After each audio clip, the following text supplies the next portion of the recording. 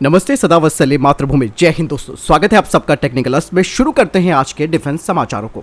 दोस्तों यहाँ पर सबसे पहली खबर की बात करते हैं तो आ रही है लाइन ऑफ एक्चुअल कंट्रोल यानी कि LAC से। दरअसल अब HAL आर्टिफिशियल इंटेलिजेंस से संचालित मल्टी रोल एडवांस ड्रोन को विकसित कर रहा है जो कि लंबे समय तक ऑपरेशनल हो पाएंगे।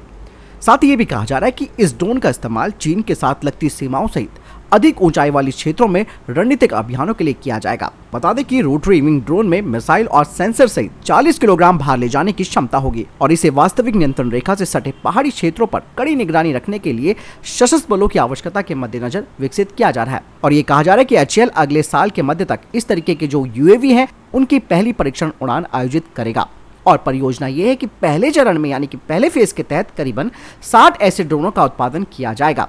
बता दें कि ये जो ड्रोन है, जैसे कि मैंने बताया कि ये आर्टिफिशियल इंटेलिजेंस से लैस होंगे और जो सशस्त्र बल हैं वो अपनी जरूरत के हिसाब से इनका इस्तेमाल अलग अलग उद्देश्यों के लिए कर पाएंगे, यानी कि अलग अलग मिशंस में।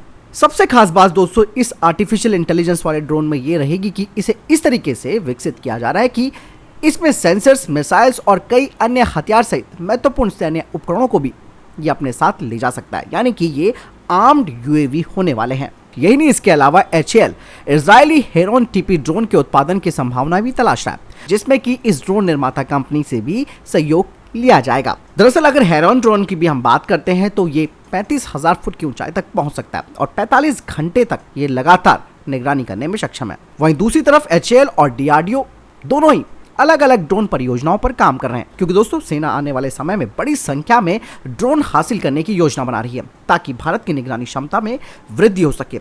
विशेष रूप से LAC और हिंद महासागर क्षेत्र में चीनी गतिविधियों पर निगरानी के मद्देनजर इन कदमों को काफी महत्वपूर्ण माना जा रहा है। दोस्तों अगली खबर की बात करते हैं तो वो आ रही है छोटे मॉड्यूलर रिएक्टर को स्थापित करने को लेकर। दरअसल आज नीति आयोग की एक बड़ी बैठक हुई है जिसमें कि वैज्ञानिक VK सारस्वत भी मौजूद थे। उन्होंने कहा कि सरकार को छोटे मॉड्यूलर रिएक्टर स्थापित करने पर ध्यान देना चाहिए, जिससे कि देश की ऊर्जा की जरूरतों की पूर्ति हो सके। ऊर्जा की जरूरत दोस्तों हर क्षेत्र में होती है, चाहे वो सिविलियन क्षेत्र ले लो, चाहे वो डिफेंस का सेक्टर ले लो। ऐसे में सारस्वत जी का बयान जो आया है उसमें उन्होंने साफ तौर पर कहा है कि भारत को अब छोटे मॉड्यूलर रिएक्टर स्थापित करने की जरूरत है और ये जो पुराने हो चुके ताप ऊर्जा संयंत्र है उन्हें बदला जाना चाहिए।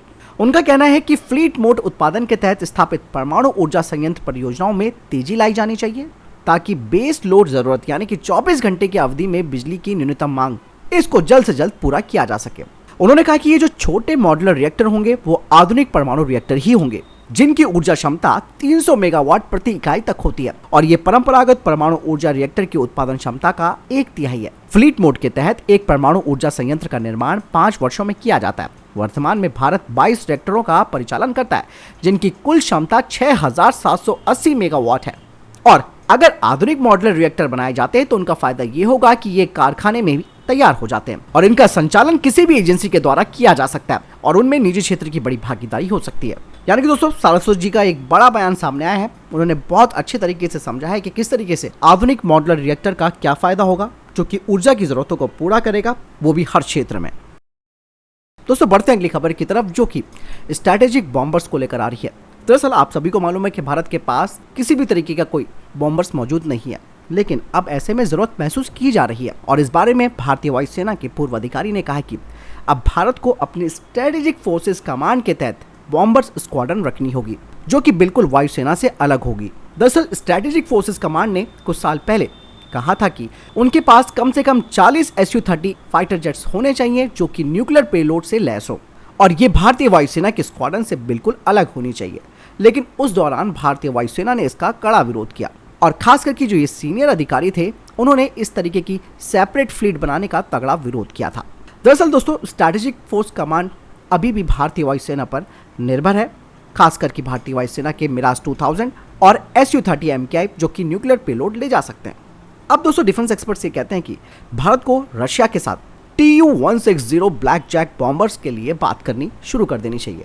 ऐसा इसीलिए भी क्योंकि भारत अपनी खुद की हाइपरसोनिक ग्लाइड व्हीकल को भी तैयार कर रहा है जिनका इस्तेमाल परमाणु उपयोग के लिए किया जाएगा। ऐसे में इन्हें Tu-160 बॉम्बर में लगाया जा सकता है। दरअसल दोस्तों Tu-160 को अगर भारत लेता है और उसमें DRDO के द्वारा तैयार की गई हाइपरसोनिक ग्लाइड व्हीकल को अगर अटैच कर दिया जाता है यानी कि इंटीग्रेटेड कर दिया जाता है तो इससे परमाणु जो अस्त्र और शस्त्र हमारे पास मौजूद है उन्हें बहुत ही तेजी से रास्ते से ही दागा जा सकता है।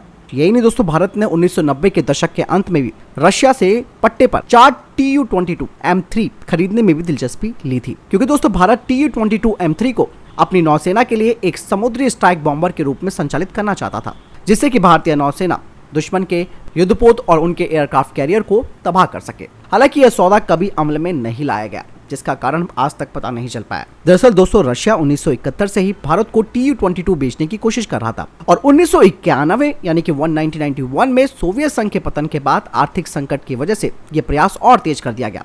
भारत ने 1999 तक बम वर्षक में कोई दिलचस्पी नहीं दिखाई और ये घोषणा कर दी गई कि भारत एडमिरल गोर्शकोव जो कि INS विक्रमादित्य है और MiG-29 KS के साथ रूस से 4 Tu-22 M3 पट्टे पर लेने जा रहा है। भारत को विमान वाहक पोत और लड़ाकू विमान तो प्राप्त हुआ, लेकिन बम वर्षक कभी मिला ही नहीं। 2017 में भी कुछ इस तरीके की खबरें आई थी कि भारत हिंद महासागर में चीनी युद्धपोतों का मुकाबला करने के लिए रशिया के Tu-22 M3 को खरीदने जा रहा है, लेकिन ये रिपोर्ट भी झूठी पाई गई और भारत के रक्षा मंत्रालय की तरफ से इस बात पर कोई ध्यान नहीं दिया गया।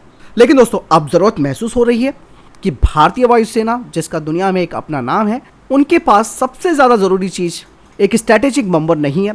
ये वाकई में समझ से परे है। हालांकि दोस्तों DRDO भी इस तरीके के प्रयास कर रहा है और आने वाले समय में, लेकिन आने वाला समय क्या, काफी साल लगेंगे DRDO अगर खुद का बम्बर तैयार करता है तो।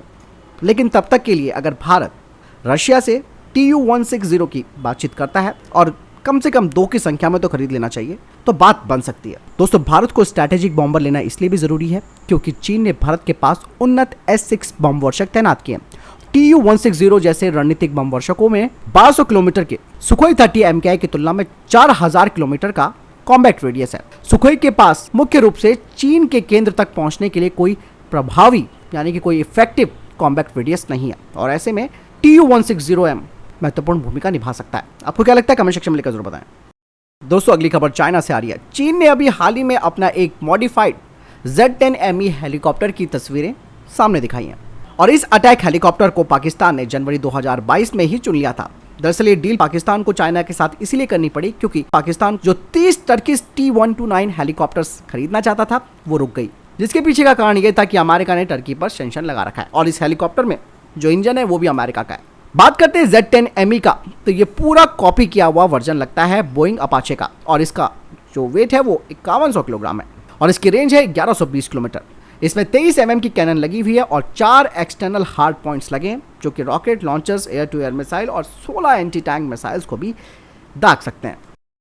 अगली खबर की बात करते हैं तो वो इजराइल से आ रही है। दोस्तों इजराइल के आयरन डोम का तो अमेरिका काफी दीवाना हो चुका है और यही वजह है कि एक बार फिर से वो इस एयर डिफेंस सिस्टम को अपने गुआम में अमेरिकी मिलिट्री बेस पर तैनात करने जा रहा है और यही कारण है कि सितंबर में इस एयर डिफेंस सिस्टम को गुआम में अमेरिकी मिलिट्री बेस पर इसे तैनात किया जा सकता है। अमेरिकी सेना ने इजराइल डिफेंस सिस्टम का क्रिटिकल इंटरसेप्टर टेस्ट भी पूरा कर लिया है। आयरन डोम को अमेरिकी सेना में शामिल करने के लिए 2020 से ही तैयारियां चल रही थी। इजराइल ने इससे जुड़े टेस्ट को भी पूरा करने के लिए अमेरिका को आयरन डोम की 2 बैटरी भी उपलब्ध कराई थी। इजरायली रक्षा मंत्रालय के अनुसार इस साल जून में अमेरिका के न्यू मैक्सिको में स्थित व्हाइट स्टैंड मिसाइल रेंज में इसका दूसरा सफल परीक्षण किया गया था और इस परीक्षण के दौरान आयरन डोम ने अमेरिकी सिस्टम के साथ इंटर ऑपरेबल होने के दौरान सभी खतरों को रोक दिया। दरअसल दोस्तों आयरन डोम के तैनाती का फैसला प्रशांत महासागर में चीन की आक्रामकता को देखने के बाद लिया गया है और अमेरिकी सेना की 43वीं डिफेंस आर्टिलरी रेजिमेंट के सैनिक गुआम में आयरन डोम बैटरी का संचालन करेंगे। जापान में तैनात अमेरिकी सेना के 38वीं एयर डिफेंस आर्टिलरी ब्रिगेड के सैनिक भी इस सिस्टम को ऑपरेट करने में सहयोग करेंगे। इस पूरे मिशन को अब ऑपरेशन आयरन आइलैंड नाम दिया गया है। दोस्तों अगली खबर AMCA Mark 1 को लेकर आ रही है। दरअसल कल के डिफेंस अपडेट में मैंने आपको बताया था कि AMCA Mark 1 का एक नया मॉडल प्रदर्शित किया गया है। अब इसके बारे में कुछ और ज्यादा डिटेल्स सामने आई है जिसमें यह कहा जा रहा है कि इसमें diverterless supersonic inlet, 3D pump, serpentine air intake, integrated in flight refuelling probe और retractable advance infrared search and track sensor को इस एयरक्राफ्ट की नोज पर लगाया गया है, जिसे कि बाद में डिस्ट्रीब्यूटेड अपर्चर सिस्टम से बदला जाएगा।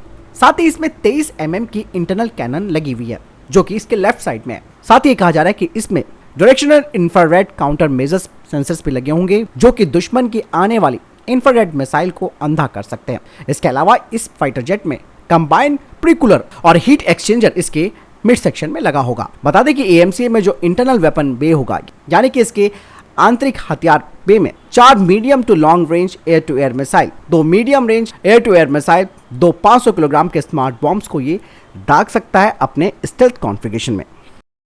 दोस्तों अगली खबर इसरो से आ रही है। दोस्तों आज इसरो ने सफलतापूर्वक एसएसएलवी का परीक्षण तो कर लिया था, खुशी हम सबके दिलों में थी और सब कुछ अच्छा खासा चल रहा था। दोस्तों अब इसरो ने जानकारी दी है कि एसएसएलवी रॉकेट की लॉन्चिंग सक्सेसफुल रही, यानी कि सफल रही, लेकिन दोनों सैटेलाइट से किसी भी तरीके का डेटा मिलना अब बंद हो गया है और अब इसरो ने सैटेलाइट से संपर्क टूटने के कारणों की पहचान कर ली है। साथ ही इसरो ने विश्लेषण और सुधार संबंधी सिफारिशों के लिए एक समिति गठन करने का फैसला किया। इसरो ने सैटेलाइट एसएसएलवी D1 से संपर्क टूटने के मामले में एक बयान जारी करते हुए कहा कि सैटेलाइट प्रयोग करने योग्य नहीं है। असल में इसरो ने अपने पहले स्मॉल सैटेलाइट लॉन्च व्हीकल को लॉन्च किया था, जिसमें एक अर्थ ऑब्जर्वेशन सैटेलाइट और दूसरा एक स्टूडेंट सैटेलाइट मौजूद था और ये एक ऐतिहासिक मिशन था और दोनों सैटेलाइट्स अपनी तय कक्षा में भी पहुंच गए, जिसके बाद रॉकेट अलग हो गया। लेकिन बाद में इन सैटेलाइट्स के साथ संपर्क करना मुश्किल हो गया, यानी कि दोस्तों एसएसएलवी में कोई दिक्कत नहीं थी लॉन्चिंग के टाइम पे, दिक्कत थी इन सैटेलाइट्स में जो कि EOS-02 और आज़ादी सेट थे। हालांकि इसमें कुछ तकनीकी गड़बड़ी हो गई है जिसकी वजह से ये संपर्क नहीं हो पाया। और दोस्तों दूसरी बात यह है कि ऐसी कोई तकनीक नहीं है कि दोबारा से इन सैटेलाइट्स को ठीक किया जा सके। तो दोस्तों ये थे अभी तक के टॉप डिफेंस और स्पेस अपडेट। वीडियो के संबंध में कोई प्रश्न जवाब, आपको कोई सवाल है कमेंट सेक्शन में लिखकर जरूर पूछ सकते हैं। मिलता हूं नई वीडियो के साथ, चैनल जरूर सब्सक्राइब कीजिएगा। जय हिंद, वंदे मातरम।